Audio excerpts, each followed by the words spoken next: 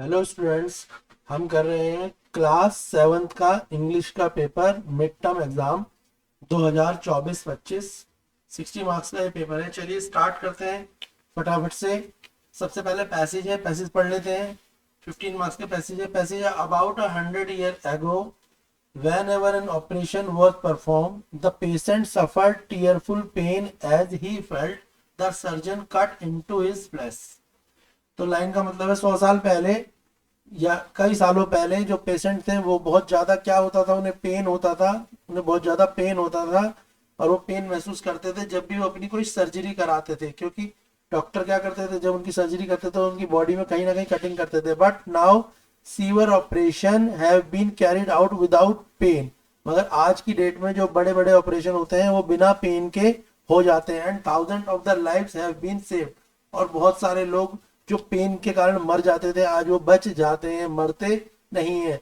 James Simpson was first to discover and use the pain killing power. जो James Simpson थे उन्होंने discover करा सबसे पहले पेन किलर या pain killing power of chloroform. तो उन्होंने एक पेन किलर या पेन किलिंग जो चीज इन्वेंट करी वो थी क्लोरोफॉर्म। James was born in poor family. James एक गरीब फैमिली में पैदा हुए थे। सो इन बॉयहुड जब वो लड़के थे, यानी जब लड़के थे, छोटे थे उम्र में, he had not only help his father during the holiday but he assist the village doctor. वो जब छुट्टियां पड़ती थी वो अपने पापा की तो हेल्प करते ही थे, साथ में वो क्या करते थे, विलेज में एक डॉक्टर थे उनके पास उनकी भी हेल्प करा करते थे और उनसे मेडिकल टर्म्स सीखा करते थे। क्लियर है यहाँ तक बच्चों? यहाँ तक क्लियर हो गया था ना? इसके आगे लिखा है बेटा, but he was horrified at the terrible suffering of people who came to the hospital for treatment। मगर he was horrified जब उन्हें डर लगता था, जब terrible suffering of the people who came to the hospital, जब लोग किसी चीज से बहुत ज्यादा परेशान होते थे और उनका हॉस्पिटल में ट्रीटमेंट होता था। He now made his aim in life, इसलिए उन्होंने अपने जीवन का उद्देश्य बनाया find out the new discovery की, वो नई खोज करें which would prevent so much pain, जिससे दर्द जो है जब इलाज कराएं, कोई अपनी कोई सर्जरी कराए, कोई चोट का इलाज कराए तो उसका पेन कम हो उस टाइम पे। Simple made many experiment, simple ने कई एक्सपेरिमेंट करे। अल्टीमेटली डिस्कवर क्लोरोफॉर्म, और उसके बाद उन्होंने क्लोरोफॉर्म की खोज करी। Now the patient do not read an operation. अब जो पेशेंट है जब उनको ऑपरेशन होता है तो बहुत ज्यादा दर्द से चिल्लाते नहीं है, मतलब अब उनको ऑपरेशन होने पे उतनी प्रॉब्लम नहीं होती। अब इसके एमसीक्यूज हैं, चलिए इसके एमसीक्यूज की सॉल्व करते हैं। तो पैसेज के अकॉर्डिंग हम इसके एमसीक्यूज कर रहे हैं। तो फर्स्ट एमसीक्यू है इसका, who discovered the pain killing power of chloroform. जो क्लोरोफॉर्म थी उसकी खोज किसने करी, या power killing, pain killing power, इसका नाम क्या रखा गया, पेन किलिंग पावर। तो हमने इसमें एक ही करेक्टर का नाम पढ़ा है, जेम्स सिंपन। तो इसका आंसर है ऑप्शन ए, जेम्स सिंपन। जेम्स सिंपन कौन थे, जिन्होंने क्लोरोफॉर्म की खोज करी थी, यही तो पढ़ा हमने स्टेंजा में। नेक्स्ट है, what was the James Simpson goal in life. James Simpson का जीवन में क्या गोल था। तो जेम्स सिंपन का गोल क्या था, हमने पढ़ा है, to find out the new discovery to prevent the pain, कि जो दर्द हो रहा है लोगों को इलाज के समय पे उनके लिए कुछ ऐसी चीज का डिस्कवर करा जाए, खोज करी जाए जिससे उनका पेन कम हो। थर्ड है, how did James Simpson feel the people who came to hospital for treatment. जब लोग इलाज कराने के लिए हॉस्पिटल में आते थे, तो जब लोग हॉस्पिटल में इलाज कराने आते थे तो जेम्स सिंपन को कैसा लगता था, वो कैसा फील करते थे। तो he was horrified at the terrible suffering. तो जब लोग चिल्लाते थे तो वो बड़े ज्यादा हॉरिफाई हो जाते थे। ठीक है, उन्हें बहुत ज्यादा हॉरिफाई होते थे कब, जब पेशेंट आते थे और वो क्या करते थे, जब उन्हें प्रॉब्लम होती थी वो अपने दर्द से कराते थे। कराना समझते हो ना, जैसे कोई हॉस्पिटल में आता है तो उसे प्रॉब्लम होती है तभी तो हॉस्पिटल में आता है। तो हॉस्पिटल में आने में जब वो कराते थे तो इससे जेम्स सिंपन को क्या होता था, जेम्स सिंपन बड़ा ज्यादा टेरिफाई हो जाते थे। क्लियर है यहाँ तक बेटा? नेक्स्ट है आपका, what was the patients reaction to an operation before discovery the chloroform. Chloroform की डिस्कवरी से पहले लिखा है ना, what was the patient reaction, लोगों की कैसी रिएक्शन होती थी before reaction and on an operation before discovery the chloroform. जब क्लोरोफॉर्म की खोज नहीं हुई थी तो दे सफर टीयरफुल।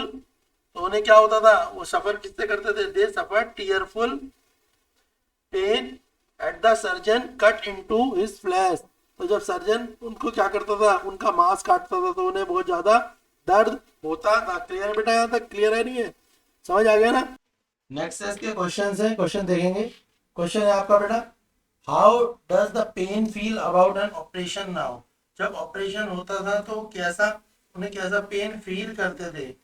तो ठीक है, यहाँ पे लिखा है ना, how does the patient feel about an operation. तो पेशेंट और जब ऑपरेशन होता था तो कैसा फील करते थे, तो इसका आंसर आप लिख देंगे, क्या लिख देंगे answer, patient do not dread at operation. Patient पहले क्या लिखेंगे, patient patient do not dread patient do not dread an operation। ये आपके पैसेज में ही है, आपको पैसेज से मिल जाएगा आंसर।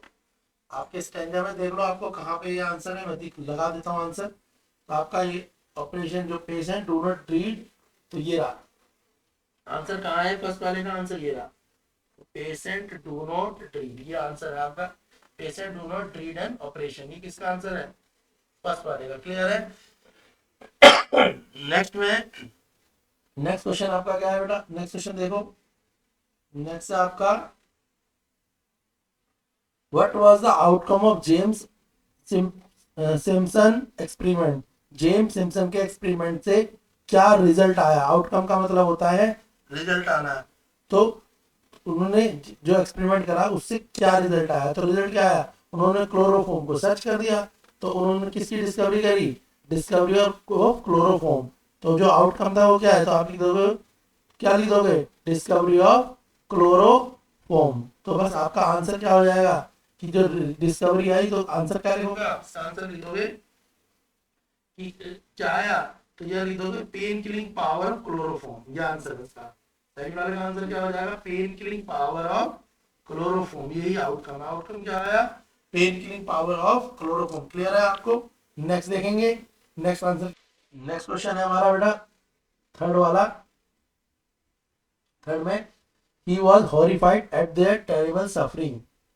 तो कौन हॉरिफाई हो रहा था टेरिबल सफरिंग से, तो he was horrified at the, sorry इसके क्वेश्चन कहाँ है, क्वेश्चन है what was the purpose of James Simpson discovery of chloroform.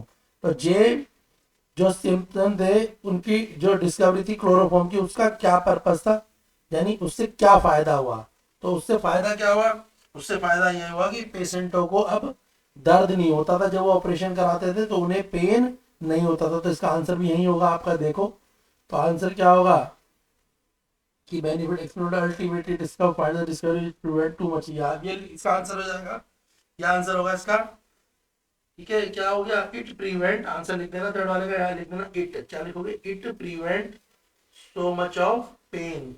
तो क्या होता था, प्रिवेंट करते थे, it prevent so much of pain. ठीक है, समझ आ गया। तो आप ये लिख देना, क्या लिखोगे, it prevent so much of pain, आगे इट लगा देना, इट क्वेश्चन तक। ठीक है, prevent so much of pain. Next है आपका, नेक्स्ट क्वेश्चन कौन सा है, नेक्स्ट आपका, what was James Simpson childhood like. James अपने सिम्पसन जो थे अपने चाइल्डहुड में क्या करते थे।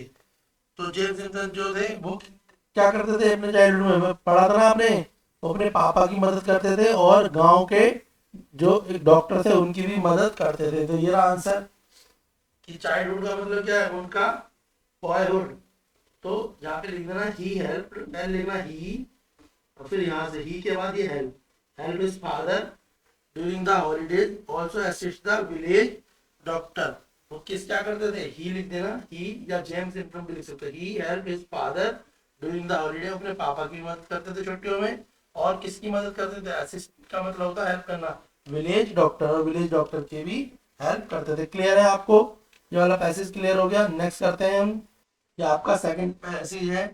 इस पैसेज को भी आप ऐसे चैप्टर को पैसेज को रीड करेंगे और उसके अकॉर्डिंगली आंसर लिख देंगे। मैं आपको आंसर डायरेक्ट करवा देता हूँ। फर्स्ट वाले का आंसर है आपका, they are the turning point. तो फर्स्ट वाले का आंसर होगा ए। सेकंड वाले का आंसर है, what should be the public sector bank do to stay healthy. तो सेकंड वाले का आंसर है आपका बी। जो थर्ड है आपका, थर्ड वाले का आंसर होगा आपका, देख लो जो थर्ड है, what does the absence of bed advance indicate in the banking system. Third का आंसर आपका डी है, थर्ड का आंसर आपका डी है। फोर्थ, फोर्थ में है what should public sector bank in India not miss. Fourth वाले का आंसर आपका ऑप्शन सी है। इसके बाद जो ये क्वेश्चन है आपके, इनके आंसर भी आपको पैसेज में मिल जाएंगे, आपको पैसेज पढ़ेंगे और उनसे आपको आंसर मिल जाएंगे। चलिए अब हम करते हैं सेक्शन बी। सेक्शन बी में हमारे पास है, हमारे को लिखा है you are a Prashant Priya head boy और girl of DAV public school. हम डीएवी पब्लिक स्कूल भोपाल का कोई स्कूल है, हमारा नाम प्रशांत, लड़का आपने प्रशांत लिखेगा, लड़की प्रिया लिखेगी। Your school is organising a kabaddi competition, तुम्हारा स्कूल एक कबड्डी कंपटीशन कर रहा है, आपको एक नोटिस लिखना है, स्कूल नोटिस बोर्ड पर इनवाइट करना पार्टिसिपेंट को। पार्टिसिपेंट कौन होते हैं, वो लोग जो कबड्डी के खेल में खेलना चाहते हैं। दूसरा नोटिस है ऑप्शन में, 4 मार्क्स का है ये। दूसरा नोटिस भी आपका ऑप्शन में ही है, देखो क्या है वो। दूसरा नोटिस है आपका, यू आर अपूर्वा और Amrita Amrit the head boy, Apoorva और अमृता द हेड बॉय और girl of holy child school Delhi write a notice informing the student about the debate competition to be held in your school.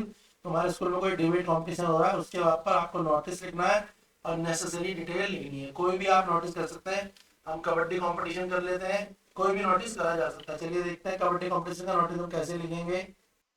तो कबड्डी कंपटीशन का notice है जो हमें लिखना है, ठीक है। तो बेटा कैसे करेंगे, सिंपली ये लिखा हुआ है मैंने नोटिस, देख लो आप यहाँ पे। सबसे पहले हम क्या लिखेंगे, स्कूल का नाम लिख देंगे डीएवी पब्लिक स्कूल, क्लियर है। सबसे पहले हम क्या लिखेंगे, डीएवी पब्लिक स्कूल का नाम लिखेंगे, उसके नीचे लिखेंगे नोटिस या नोटिस बोर्ड जो लिखना है, फिर डेट डाल देंगे। उसके बाद हम लिखेंगे जो भी हमारा टॉपिक है।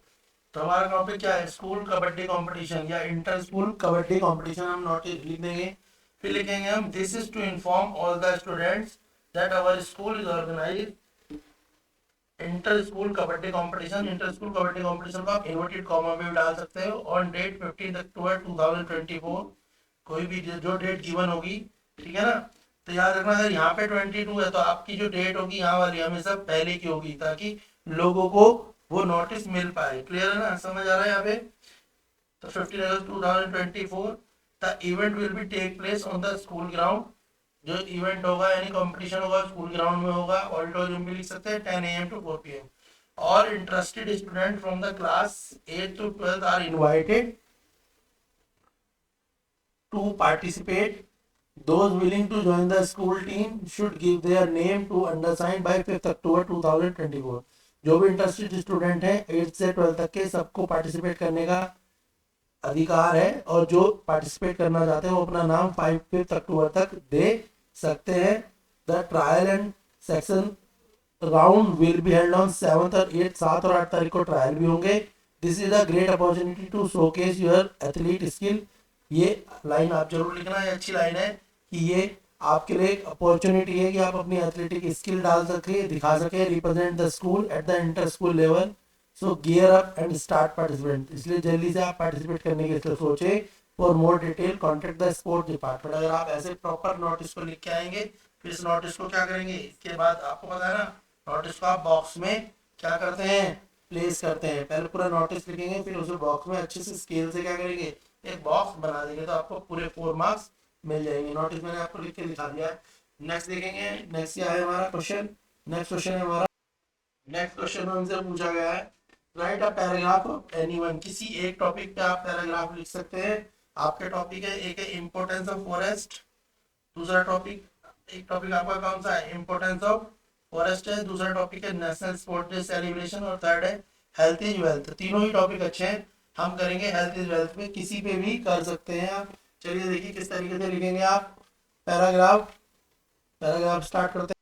हमने टॉपिक सेलेक्ट करा है हेल्थ इज वेल्थ, हम लिखेंगे हमारा जो टॉपिक है वो कौन सा है, हमारा टॉपिक है हेल्थ इज वेल्थ। जो हेल्थ है वो ही धन है, यानी स्वास्थ्य ही हमारा धन है। एक अच्छा शरीर ही सबसे बड़ी पूंजी है। चलिए तो समझ आया, एक अच्छा शरीर या हेल्थ ही सबसे बड़ी पूंजी है, इसका मतलब ये होता है। तो पहली लाइन में से लिख देंगे health is the greatest treasure we have. तो हेल्थ हमारे लिए सबसे बड़ा खजाना है जो हमारे पास है। We when we are healthy we can play, study and enjoy life to fullest. अगर हम हेल्दी है तो हम खेल सकते हैं, पढ़ सकते हैं और अपनी लाइफ को पूरे तरीके से एंजॉय कर सकते हैं। No amount of money can make us happy. पैसा हमें कभी भी खुश नहीं रख सकता अगर हमारी हेल्थ खराब है। कोई बहुत पैसे वाला है पर बीमार है तो उसके लिए पैसे की कोई वैल्यू नहीं है। If we are not feeling well, अगर हम ठीक नहीं है, हमें अच्छा नहीं लग रहा, तो eating healthy food, exercise and getting enough to rest keep us body strong and mind sharp। तो हम अच्छा खाना खा के, एक्सरसाइज करके और रेस्ट लेके अपनी बॉडी को स्ट्रॉन्ग कर सकते हैं और अपने दिमाग को भी तेज कर सकते हैं। इसके बाद हम बोलेंगे, जो लिखेंगे बेटा, क्या लिखेंगे? Taking care of our health, अगर हम अपनी हेल्थ का ध्यान रखें। Also means staying clean and avoiding the bad habit, और अपने आप को साफ रखें और बैड हैबिट से दूर रखें। तो वी इफ वी ठीक है, दूर रखें तो हम हेल्दी हो जाएंगे। इफ वी आर सिक, अगर हम बीमार हैं, we can not do things, तो हम कोई भी चीज नहीं कर पाएंगे। We love even money can't make us feel better, और अगर हम बीमार हैं तो पैसा भी हमारे को अच्छा फील नहीं करा सकता, हमें अच्छा नहीं लगेगा। दैट्स वाई, इसीलिए लोग कहते हैं हेल्थ इज वेल्थ। पीपल से health is wealth because being health is most valuable gift. तो अगर हम हेल्दी हैं, हम फिट हैं, तो ये हमारे लिए सबसे वैल्यूएबल गिफ्ट है। दुनिया का इससे बढ़िया गिफ्ट कोई नहीं है कि कोई व्यक्ति पूरी तरीके से हेल्दी और फिट है। सेक्शन सी करेंगे। सेक्शन सी देख लेते हैं। सेक्शन सी में आपको ग्रामर दे रखी है। Question fourth, each of the following sentence has two blanks, fill in the blank with appropriate form of the word given in the bracket. तो आपको करेक्ट फॉर्म भरनी है इसमें। तो जो फर्स्ट है आपका, फर्स्ट वाला देखो, फर्स्ट में दिया है इट इज नॉट, इसका मतलब था it is not dash that dash should always be mother of invention, और ऑप्शन दिया है आपको नेसेसरी। तो आपने हिंदी में भी सुना होगा, आवश्यकता ही आविष्कार की जननी है। तो बिल्कुल उसी को इन्होंने इंग्लिश में दे दिया। तो हम लिखेंगे इट इज नॉट नेसेसरी, तो यहाँ पर तो सेम वर्ड लगा देंगे नेसेसरी। क्या आ जाएगा? Necessary. It is not necessary क्या आएगा बेटा? यहाँ पे तो सेम वर्ड आ जाएगा, it is not necessary, same word आएगा नेसेसरी। NECE, एक मिनट रुक जाओ, इधर आ जाएगा आपका नेसेसरी।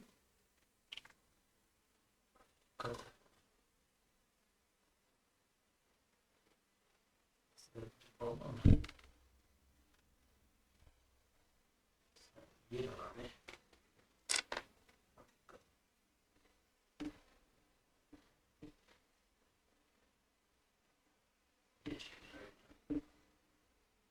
ऐसी बात नहीं है।